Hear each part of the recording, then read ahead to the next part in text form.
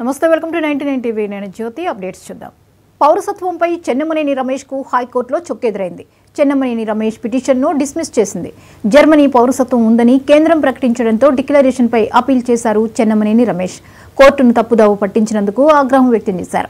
విచారణ సందర్భంగా కోర్టుకు తప్పుడు సమాచారం, ఫేక్ డాక్యుమెంట్లు సమర్పించారని ఆగ్రహం వ్యక్తం చేసింది. ఈ మేరకు 30 లక్షల జరిమానా విధించింది హైకోర్టు. ఆది శ్రీనివాస్కు 25 లక్షలు చెల్లించాలని ఆదేశించింది. 5 లక్షలు లీగల్ సర్వీస్ అథారిటీకి చెల్లించాలని స్పష్టం చేసింది. నెల రోజుల్లో చెల్లింపులు పూర్తి చేయాలని తెలిపింది న్యాయస్థానం.